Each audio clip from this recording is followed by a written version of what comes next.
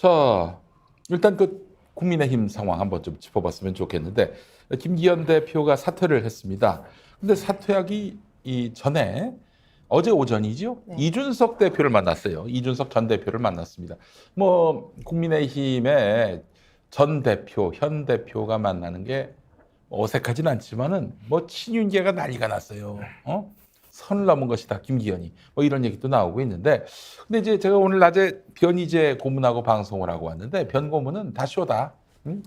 이미 그 윤석열하고 이준석하고 다 뭔가 이제 지금 네트워킹이 돼 있어가지고 이준석이가 국민의힘으로 돌아갈 그런 지금 아니, 돌아가는 게 아니라 나오진 않는 거죠. 이제 그렇죠. 그렇죠, 그렇죠. 아직 뭐 탈당한 게 아니니까. 근데 지금 말로는 뭐 12월 27일에 탈당한다 만다 그런 얘기 나오고 있는데 실상은 다시 윤석열과 손잡고 총선에 임할 것이다. 이 조선 중앙에 적극적인 또 푸시가 있지 않습니까?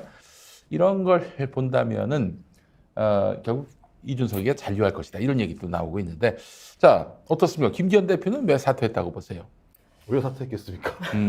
사퇴하니까 사퇴했겠죠. 윤석열이가 이제 그만두라고 해서 예. 그러니까 지금 저희가 봐야 될 게 이 판에서 두 분이 계시더라고요. 변희재 대표 같은 경우는 이건 언젠가는 돌아올 거다. 아니 돌아오는 게 아니라 12월 27일 아마 이 당에 남아서 본인이 정치적인 역할을 부여받을 거다라고 생각하시는 분이 계시고 대선 때 두 번 가출했는데 둘 다 돌아왔잖아요. 그렇죠. 그다음에 이제 장성철 소장 같은 경우는 무조건 12월 27일 날 탈당을 해서 당을 만들 것이다. 저는 그럼 12월 27일 날 지켜보면 된다 생각이 들고요. 뭐 우리 집 얘기는 우리 집 일은 아니니까 남의 집 근데 일이니까. 변 고문 얘기는 네. 변 고문 얘기에 자꾸 무게를 싣는 이유가 우리보다는 보수 사정을 더 잘하니까 12월 27일에 탈당해서 신당 만드는 건 맞는데 결국에는 나중에는 합친다. 빅텐트 아래 다시 모인다. 뭐 이렇게 네. 보더라고요. 예. 그러니까 우리 이준석 대표가 잘하는 게 처음에는 약간 갈등을 일으켜요. 그래서 뭔가 안에 내분이 분란이 막 일으킬 것처럼 하고 또 이준석 대표가 그러면서 팬덤이 약간 좀 있잖아요. 예. 청년 팬덤. 예. 그러니까 뭔가 여론 막 만든 다음에 나중에 극적 화해를 합니다. 그래서 막 뭔가 분위기를 이끌거든요. 그래서 저는 애초에 신당이 안 만들어질 것 같다라는 예측을 했었어요. 그러니까 모르겠습니다. 결과는 봐야 알겠지만 신당을 한번 차려봤잖아요. 네.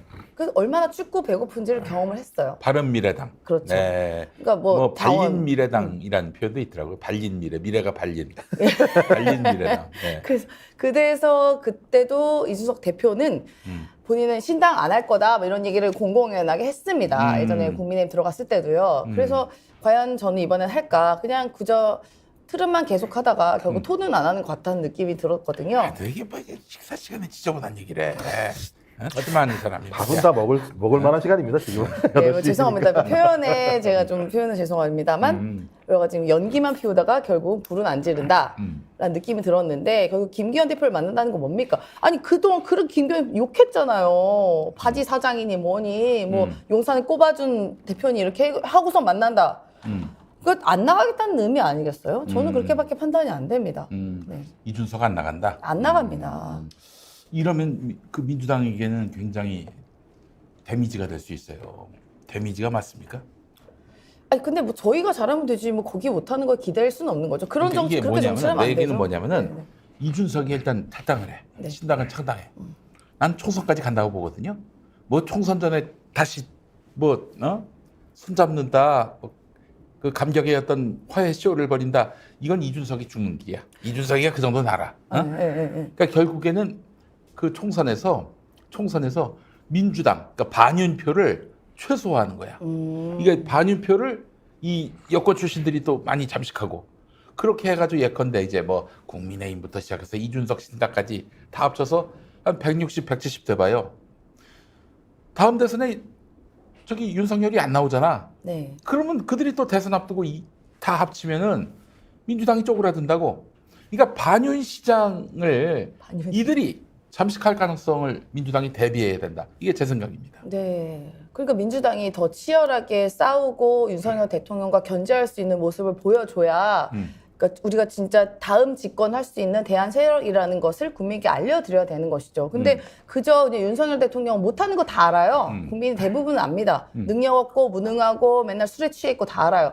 근데 그것만 믿고 밑에서 이게 입 벌리고 쟤 못하니까 떨어져라 하면 그게 과연 맞냐는 거예요. 그럼 절대 국민 선택하지 않습니다. 그러니까 우리가 그럴수록 더 싸우고 나가고 방어만 하는 게 아니라 그냥 칼로 찌르고 나가야 되는데 그런 모습을 보여줘야 된다. 이준석이도 지금 그러고 있어요. 이준석도 지금 반윤 메시지를 계속 내고 있는데 이러면은 민주당이 마음에 안 드는 국민의힘 지지자들 혹은 뭐 중도층 이들이 이준석 신당에 또 힘을 실어줄 가능성도 있다는 얘기지. 그렇기 때문에 반윤 시장이 잠식될 가능성도 대비해야 된다. 이게 제 생각입니다. 근데 이제 이준석 전 당대표가 최근 들어와서는 윤석열 대통령에 대해서 전혀 비판하지 않고 있는 그렇지. 상황이죠. 심지어 오늘은 뭐 저기 좀 네덜란드 잘했어 이랬다는 거 아닙니까? 허허허. 홍범도 때 홍범도 장군 때 좀 문제가 있었는데 이번에 가서는 뭐 예를 들면 제가 지금 갑자기 이름 생각 안 나는데 얘기한 건 뭐 오히려 잘한 거야라고 얘기하면서 칭찬을 한 게 있지 않습니까? 칭찬한 얘기가 있어서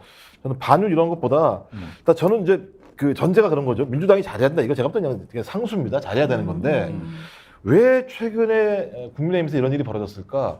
저는 사건 사고 때문이라고 생각하거든요. 그러니까 인요한 체제를 통해서 그러니까 윤석열 대통령의 일관된 입장은 뭐냐? 비워서 자기 새끼 집어넣는 거예요. 기본적으로.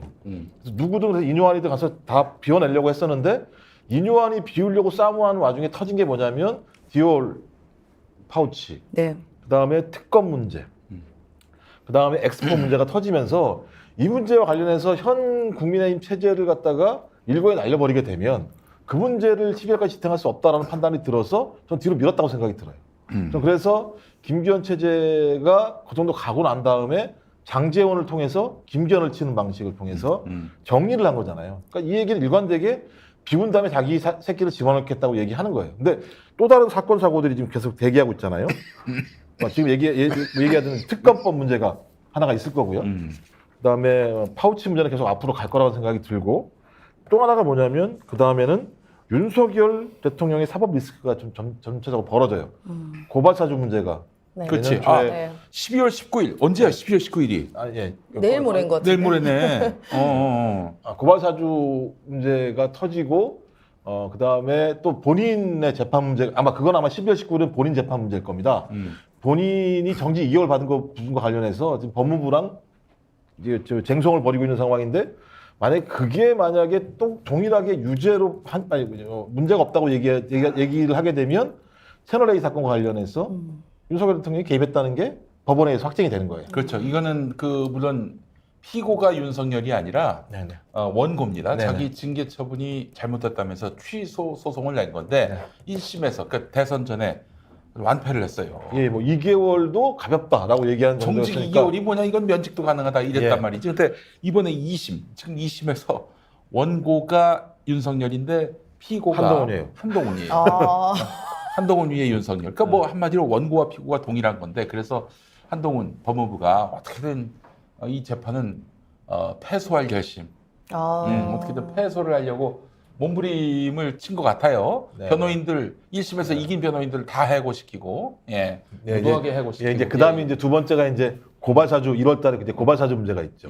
고발사주 문제가 있게 되면 손준성이라는 사람이 굳이 예를 들면 고발을 갖다 사주를 하겠어요. 그건 기본적으로 윤석열 대통령이 사주한 거라는 게 밝혀지기 때문에 계속 사건 사고가 일어날 수밖에 없고 전 그래서 민주당이 잘해야 된다라고 하는 부분들을 너무 강조할 필요는 없을 거라 생각입니다. 그건 상수다. 문제 이런 리스크 관리를 할 수 있을 것인가. 이게 쉽지 않을 거라 생각이 드는 거예요. 이 12월 19일에 그 윤석열 징계 처분 이제 항소심의 결과가 나오고 그리고 12월 28일이죠. 그때 네, 이제 27일. 패스트 트랙에 27일 네. 패스트 트랙이 이제 끝나고 본회의에 김건희 특검법이 이제 상정이 되는 건데 자동 상정이 되는 건데 근데 제가 뭐 이야기하는 분들마다 다 그 설명이 달라가지고 궁금한 건데 지금 서울 양평간 고속도로 네. 또 이번에 파우치 디올백. 디올백 이것도 포함시킬 수 있나요? 그러니까 저도 이제 법적인 문제로는 잘 모르겠는데 이게 하려면 할 수 있다고 저는 들었습니다. 근데 또 포함시켜서 그렇게 늘려면. 얘기하는 분들도 있는가 하면은 그 무리하게 적용한 것이다라고 얘기하는 분도 있고요. 아니 왜 무리하죠? 그리고 양평고속도로 같은 경우는 1조 8천억이 들어가는 세금 문제입니다. 이건 따로 국정조사 해야 되는 사안이에요. 지금 사실 국정조사 요구서가 올라갔고 김진표 의장의 결단만 남은 상황인데 아직까지 결단 안 내리고 계십니다. 빨리 결단 내리셔야 될 것이고요. 지금 100일이 넘게 안 나오고 있어 결단이. 뭐 이거는 다른 문제고 사실 그 주가 조작 관련된 것은요. 엊그저께 법정에서 진술이랑 나왔고 유죄 판결 나왔습니다. 통정 매매에 대한 사실 이거 왜 언론에서 안 다루는 거죠? 오늘 저 뉴스타파가 보도한 거 예. 큽니다. 그거는 큽니다. 김건희가 직접 통정매매했다는. 개입했습니다. 실제로 통화 녹취까지 나옵니다. 법정에서요. 네. 법정에서 이른바 예를 들어서 이거를 1,000원에 팔아주세요. 몇만 주면 1,000원에 사는 세력이 두 개가 다시 동시에 하고 그 얘기를 통화로 얘기를 합니다. 그럼 더 이상 이제는 명백합니다. 김건희 계좌에서 돈이 나갔다가 아니라 김건희가 시켜서 돈이 나갔다 이렇게 말할 수 있는 거 아닙니까? 맞습니다. 맞습니다. 그러면 뭐 말 다 했지 그러면은. 그러니까 이 통정매매라는 것은 그러니까 이른바 뭐 이렇게 어색할 수도 있지만요. 짜고 치는 고스톱이라고 해야 되나요? 그러니까 내가 얼마 살 테니까 너 얼마 받아. 그러면서 주가를 사실상 인위적으로 올리거나 내리거나 해서 시장을 교란시키는 매우 중차대한 범죄 행위예요.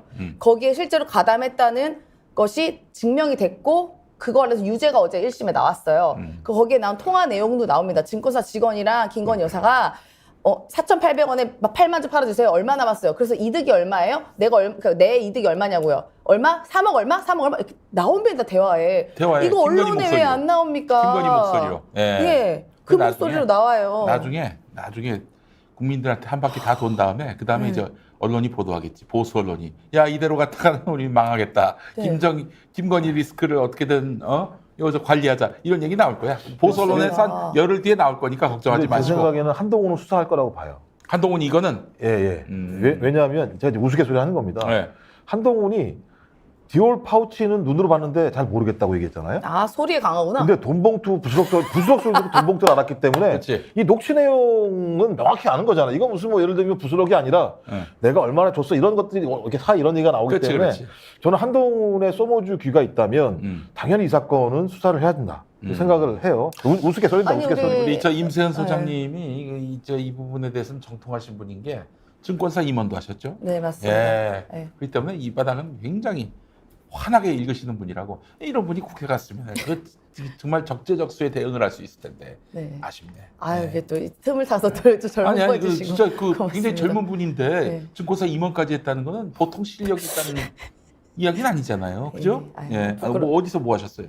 예, 뭐 부끄럽습니다만 뭐 저는 주식 쪽은 아니고 펀드랑 파생 상품 쪽에서 아유 어쨌든 네, 그만하겠습니다. 알겠습니다. 네, 네. 다 돈 냄새 맡고 하는 거 아니에요? 그렇습니다. 예. 돈 냄새는 뭐 사실 기본적인 틀은 어떻게 주식보다 더 들어가지 어렵잖아. 그 저 펀드나 이런 것들이 솔직히 얘기해서. 예. 근데 이거는 저뿐만 아니라 그 여의도에 동여의도로 하는 그 증권업에서 하는 사람들의 얘기만 봐도 이런 식의 계좌가 이게 주가 조작 아니야? 그러면 대부분이 다 99%는 이거 주가 조작이지라고 말을 해요. 아니 근데 이렇게 왜 김건희를 봐줘요?